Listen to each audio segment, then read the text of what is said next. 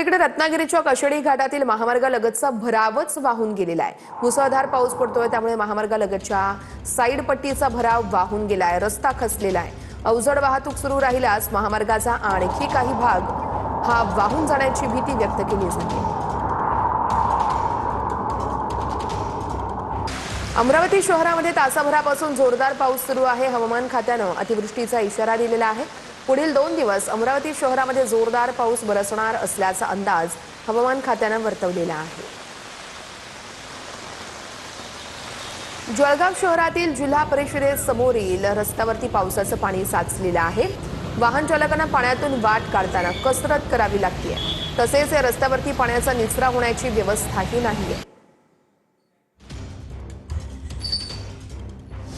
बातमी सविस्तर आहे। जालन्याच्या परतूरमध्ये महिनाभरापूर्वी बांधलेला 6 कोटींचा रस्ता हाताने उखडलेला आहे। सोयंजना ते येणोरा दरम्यानच्या रस्त्याचं काम निकृष्ट दर्जाचं झाल्याचं या व्हिडिओमध्ये आपण बघतोय।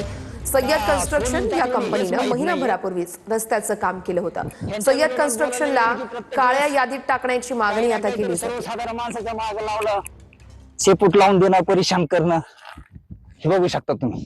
विरोधक झोपलेत काय हे मला त्यांना प्रश्न करायचा आहे। हे बघू शकता तुम्ही। नवीन कसरा घाटामध्ये ब्रेक फेल झाल्यानं दुधाचा टँकर पलटी झालाय। चालकासह एक महिला गंभीर जखमी झाली आहे। जखमींवरती कसारा ग्रामीण रुग्णालयामध्ये सध्या उपचार केले जात आहेत। अपघातामुळे टँकरमधील दूध रस्त्यावरती सांडून चालकाचं मोठं नुकसान झालेलं आहे।